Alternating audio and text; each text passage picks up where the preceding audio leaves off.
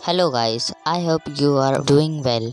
BTTH का brand new episode start होता है और हमें दिखाया जाता है जियान को, जो कि आ चुकी थी xiaoyan के पास और उससे xiaoyan की बनाई हुई ट्रांसफॉर्मेशन पिल भी ले लेती है। तभी xiaoyan क्वीन मेडुसा से कहता है तुम्हारा बहुत बहुत शुक्रिया मेरी मदद करने के लिए। तो फिर मेडुसा xiaoyan से कहती है कि तुम्हारी करंट स्टेट पावर की स्टेट को बताते हुए मैं कह सकती हूँ कि तुम उन लोग को मजबूर कर सकते थे इस अलायंस को ज्वाइन करने के लिए, और इसके लिए तुम्हें मेरी भी जरूरत नहीं पड़ती। तो आखिर तुमने इतना ड्रामा क्यों किया? तो फिर अब xiaoyan मेडुसा से कहता है कि अगर मैं उन लोग को यान अलायंस ज्वाइन करने के लिए फोर्स करता या मजबूर करता तो मुझे वो नहीं मिलता जो मुझे अब मिला है, और वैसा करने से मुझे कुछ भी नहीं मिलता और ऐसा करने से मुझे कुछ भी नहीं मिलता और उनसे हो सकता है दुश्मनी भी हो जाती, जिसकी वजह से अलायंस तो ना बनती लेकिन अलायंस का नामो निशान जरूर मिट जाता। और ये सब सुनने के बाद क्वीन मेडुसा जियान को देखने लगती है, जो कि बड़े ही प्यार से अपनी बॉडी ट्रांसफॉर्मेशन पिल को देखे ही जा रही थी।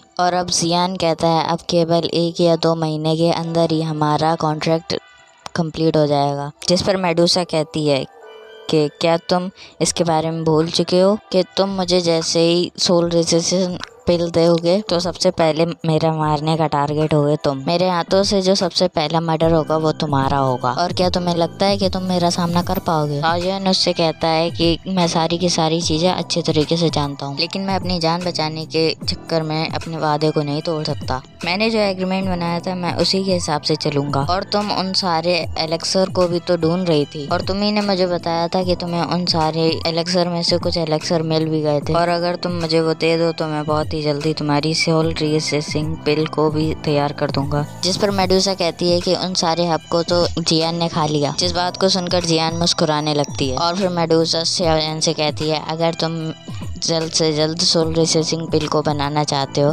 तो मतलब इसका यही है कि तुम अपनी मौत को बुलावा दे रहे हो। तब तो तुम्हें ये सारी गड़बड़ करने की जरूरत ही नहीं है, तुम डायरेक्टली कह सकते हो कि तुम मुझे जान से मार दो, तो मैं तुम्हारी इस काम में जरूर से ही बहुत अच्छे से मदद करूंगी। लेकिन तभी जियान मेडुसा से कहने लगती है कि मैंने वो सारे एलेक्सर नहीं खाए थे, जिससे यहाँ पे हम सभी के सामने मेडुसा की पोल खुल जाती है। तो फिर वह xiaoyan से सफाई देते हुए कहती है ऐसा मत समझना कि मैंने अपना मन बदल लिया तुम्हें मारने का, मैं तो बस यही चाहती हूँ कि तुम थोड़े दिन और अपनी चैन की जिंदगी जी लो। xiaoyan कहता है ठीक है जैसा तुम कहो, लेकिन xiaodi और xiaoli अच्छे से उसके इरादों को समझते थे। तभी अचानक से ही जिया की बॉडी में कुछ चेंजेस आने लगते हैं और उसके आसपास काफी सारी स्पिरिचुअल एनर्जी इकट्ठा हो जाती है। जिया अब xiaoyan से कहती है ऐसा लगता है कि मेरी बॉडी ट्रांसफॉर्म होने वाली, जिससे xiaoyan कहता है हाँ मुझे भी ऐसा ही लगता है, और वैसे मैं बताऊं तो मेरा भी नया लेवल को ब्रेक थ्रू करने का समय आ गया है, जिससे कि हम दोनों को ही एक बहुत ही शांत जगह को ढूंढनी होगी अपने अपने ब्रेक थ्रू को कंप्लीट करने के लिए। इसलिए अब तुम्हें यहाँ से मेरे साथ चलना होगा, और हम लोग को एक ही काम है इसीलिए हम वो एक साथ करेंगे। जिससे कि वो xiaoding और xiaoli से कह देता है ये काम मेरे लिए सबसे करना जरूरी है, जिससे xiaoding कहते हैं हाँ मैं भी ये बात जानता हूँ, तुम्हारे लिए सबसे ज्यादा जरूरी है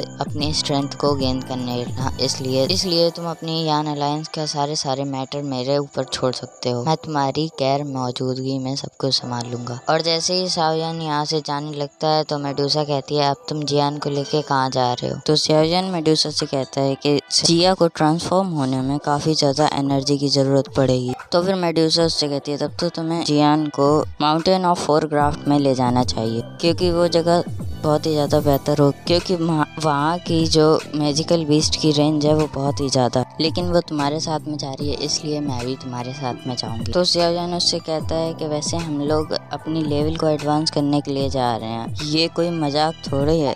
तो ये सुनकर मेडुसा गुस्से से कहती है कि आखिर तुम्हारे कहने का मतलब क्या? तो xiaoyan उससे डरते हुए कहता है ठीक है चलो हमारे साथ। इसके बाद हमारा यहाँ से सीन शिफ्ट होता है एक सिटी के पास, और इसी सिटी में अब पहुँचने वाले थे जियान, क्वीन मेडुसा और xiaoyan, और वो लोग यहाँ पे एक ब्रिज से होकर हुए जा रहे थे, और मेडुसा ने इस सिटी में आने से पहले अपने मास्क को भी लगा लिया। वो चलते चलते xiaoyan और जियान से आगे निकल जाती है। xiaoyan लोगों से कहने लगता है कि ये ऐसी जगह है जहाँ का एक्सपीरियंस मैं कभी नहीं भूल सकता। चारों तरफ देखते हुए कहती है आखिर इस छोटे से टाउन में ऐसी कौन सी चीज है जिसके एक्सपीरियंस को तुम कभी नहीं भूल पाओगे? तो फिर xiaoyan उससे कहता है इस टाउन को बोलते हैं किंगशन टाउन, और केवल यही एक रास्ता है जिससे हम माउंटेन ऑफ यूथ में जा सकते हैं। इसलिए ये जगह मुझे काफ़ी ज़्यादा पसंद है। लेकिन इस टाउन के लोग जब मेडुसा को जाते हुए देखते तो वो लोग तो उसकी खूबसूरती को देखकर वहाँ पे मोहित हो जाते हैं, क्योंकि उन लोगों ने कभी भी इतनी ज़्यादा ब्यूटीफुल लेडी नहीं देखी थी। और वहाँ के कुछ लोग तो उसको देखकर वहाँ अपना रास्ता ही भटक गए थे। लेकिन अपने चारों तरफ देखकर ऐसे लोगों को मेडुसा को बहुत ही ज़्यादा गुस्सा आता है। अपने अटैक को करने के लिए प्रिपेयर भी हो जाती, लेकिन तभी शाओयान आके उसे रोक देता है और कहता है भूल जाओ, ऐसा तो हमेशा ही होगा। तो फिर वो नाराज़गी बुला के आगे बढ़ने लगती है। वो लोग आगे जाने ही वाले थे कि फिर टाउन के अंदर से एक बंदा और एक छोटी कज़न उसकी बाहर भागते हुए आ रही थी, जिनके पीछे कुछ लोग पड़े हुए थे और वो लोग उन्हें मारना चाहते थे। वो सभी लोग उनको घेर लेते हैं और कहने लगते हैं आज का जो बैटल तुम्हारे मर्सरी ग्रुप के साथ हुआ था, उसके हिसाब से तुम में से किसी को भी जिंदा नहीं छोड़ना है, इसलिए तुम लोग भी यहाँ से जा नहीं सकते। तो फिर वो बंदा कहने लगता है आखिर पूरा किंगस्टन टाउन तुम्हारे हवाले कर चुके हैं, फिर आखिर क्यों तुम लोग हमको मारना चाहते हो? इतना भी ज्यादा लालच करना ठीक नहीं होता। तो उनमें से एक आदमी कहता है कि हमें इस बात से कोई फर्क नहीं पड़ता, हमारे बॉस ने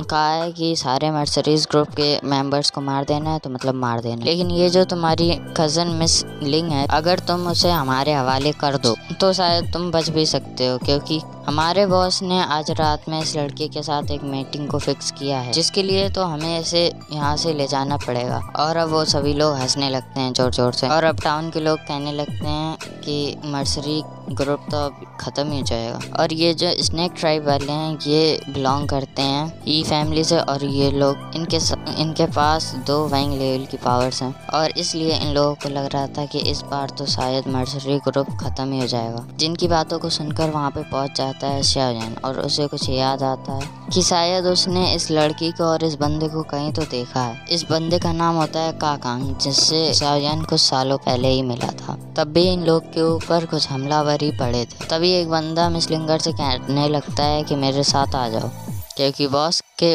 मजे लेने के बाद मैं भी तुमसे कुछ करूँगा। जिस बात से कैंग को काफ़ी ज़्यादा गुस्सा आता है और उस पर हमला कर देता है, और वो लिंगलोंग से भागने के लिए कहता है तुम्हें यहाँ से माउंटेन टॉप वर्ल्ड ग्रोथ में जाना होगा। और वो उन लोगों से फाइट करने की कोशिश करता है, लेकिन अगले ही पल वो लोग उसे उठा के फेंक देते हैं। लिंगर काकांग के पास में आती है और वो कहती है कि मैं तुम्हें छोड़ के कहीं नहीं जाऊंगी। इसके बाद वो हमलावर उनसे कहने लगता है इस किंग टाउन में ऐसा कोई नहीं है जो तुम्हारी मदद कर सके, तो चिल्लाने से कोई फायदा नहीं है, और कोई तुम्हें बचाने के लिए। और इससे पहले वो उसको टच करता, वहाँ पे शाओयान अपनी एंट्री मारता है और उसको एक लात देता है। और अब ये देखकर वो सभी लोग चौंक जाते हैं कि आखिर अब ये कौन आ गया। शाओयान लिंगर के सामने जाके खड़ा हो जाता है, जिसे देख हमलावर कहने लगते हैं आखिर तुम कौन, हमारे हिम्मत कैसे हुई स्नेक टाउन के लोगों पर हमला करने की? इस टाउन में ऐसा कोई भी नहीं है जो हमारा मुकाबला कर सके। और जो मेन बंदा होता है उसको बहुत ही ज्यादा चोट लगी थी, और वो कहता है बच्चे तुम्हारे अंदर दम तो है, वरना तुम स्नेक नेस्ट के लोगों के साथ लड़ने की हिम्मत नहीं करते। वैसे भी तुम हमारे लीडर को नहीं जानते, क्योंकि वो असल में सन इन लॉ हैं ही फैमिली के। लेकिन तभी मिस्टर काकान भी शाओयान से कहने लगते हैं हमें बचाने के लिए आपका शुक्रिया, लेकिन आप इस मैटर में मत पड़िए। लेकिन हम आपको यही सजेस्ट करेंगे कि आप यहाँ से चले जाओ, क्योंकि ही फैमिली का कोई भी बंदा यहाँ पर आ गया तो फिर आपके लिए भाग पाना बहुत ही मुश्किल हो जाएगा। तो शाओयान कहता है आप चिंता मत कीजिए अंकल काकांग, मैं आप लोगों को बचाऊंगा भी और इन सभी लोगों को मारूंगा भी। मैं आपसे वादा करता हूँ कि इस टाउन में तो क्या पूरे जियामा एम्पायर में कोई आप पर हमला करने की कोशिश नहीं करेगा। जिस पर वो बंदा कहता है बहुत बड़ी बातें कर लेते हो बच्चे। वो अपने साथियों से कहता है इस बच्चे को जाकर खत्म कर दो। वो सभी लोग जब शाओयान के पास बढ़ने लगते हैं तो शाओयान उनसे कहता है अगर तुम लोग मरना नहीं चाहते तो यहाँ से दूर हट जाओ। वो लोग नहीं मानते तो फिर शाओयान अपनी एक टेक्निक का यूज करते ही उन सबको धूल बना के उड़ा देता है। तो फिर वो स्नेक नेस्ट का बंदा कहता है आखिर तुमने इन लोगों के साथ क्या किया? तो फिर शाओयान उसे अपनी पावर से उठाते हुए कहता है आज के बाद किसी भी कमजोर बंदे को परेशान मत करना। और अब वो उठा के उसको एक बड़ी सी दीवार पे फेंक के मार देता है। इसके बाद शाओयान लिंगर से कहने लगता है शायद तुम लोग मुझे भूल चुके हो। तो फिर लिंगर उससे कहने लगती है मैं आपको पहचान गई हूँ ब्रदर शाओयान। और इसी के साथ में ये एपिसोड खत्म हो जाता है। Thanks for watching.